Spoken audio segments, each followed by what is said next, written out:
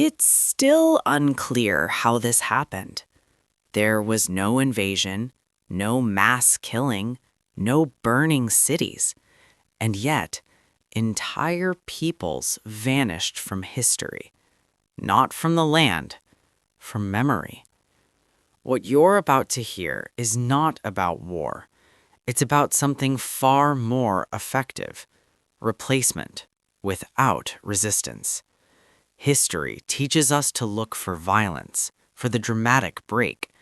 When we hear disappearance, we imagine weapons, graves, ruins. But the most permanent erasures rarely look like that. They happen quietly. Names change. One official decree. A form is updated. A map is reprinted. Languages get reclassified as mere dialects. A richness of thought becomes a local curiosity. Customs are labeled outdated, then quaint, then forgotten. Stories are moved from the center of the narrative to the footnotes, and eventually, people are still there. They breathe, they work, they love, but officially, they were never important. Their past is treated not as history, but as folklore. This didn't happen overnight. It happened over breakfast tables, in schoolrooms, on the evening news. That is what makes it dangerous. It's gentleness. It doesn't start with redrawing borders. It starts with redrawing minds. One chapter in a textbook is rewritten for clarity. One paragraph is simplified for unity.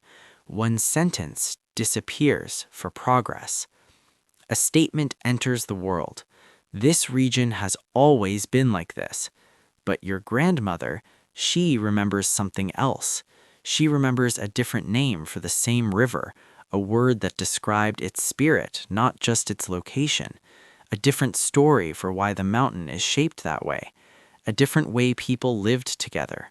Not perfect, but theirs. The problem is devastatingly simple.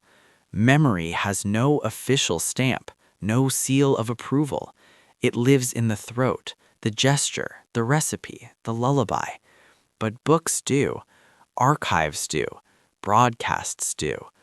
And once the official version exists, personal memory becomes unreliable. It becomes emotional, inaccurate.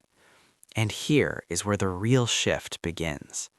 What I'm about to tell you is worse than erasure by force, because people begin to participate in it, voluntarily. Nobody holds a gun to your head and says, "Be silent." Instead, silence becomes practical. It becomes the path of least resistance.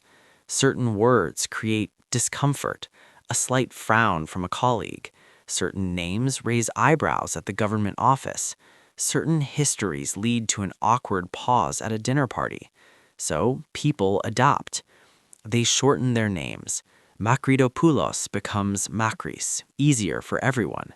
They soften their accents. They sand down the edges of their speech. They stop correcting others, a small surrender daily. And the children, they learn the fastest. They learn without being taught that some stories belong only at home, in whispers. Some stories don't belong anywhere at all. And eventually, they stop asking. And this is the most effective trick of all. When the questions disappear, the replacement starts to feel natural. It feels like peace. At this stage, no one feels guilty. There are no villains twirling mustaches.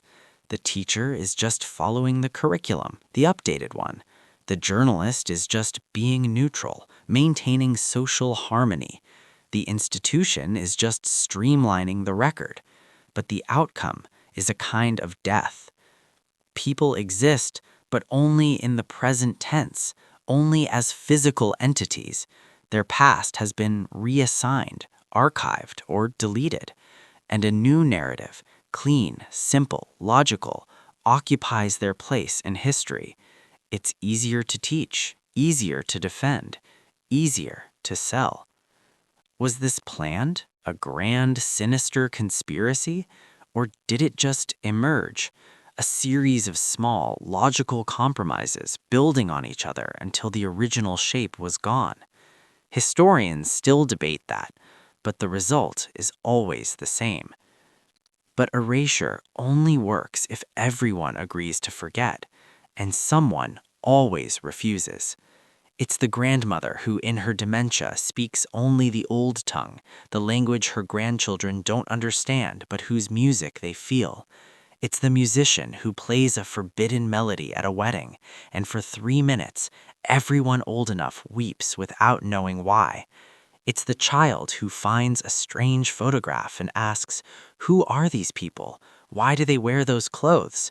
And there is no prepared answer. These are not rebellions. There are no slogans, no marches. They are cracks, fault lines in the official story. Because once memory resurfaces, authority weakens. A map depends on obedience. A border depends on a soldier. But memory depends on nothing but a heartbeat and a will to speak. So understand this. History has many tools to remove a people without killing a single person, but it possesses no tool that can erase what is remembered, what is shared in a glance, what is passed on in a song, a taste, a secret joke. People do not return through violence. They do not return through petitions alone. They return through remembrance. Every time a name is reclaimed, a story is retold to a willing ear, a forbidden word is spoken aloud, not in defiance, but in love, it unravels the replacement, thread by thread, quietly, irreversibly, because what lives in memory is already eternal.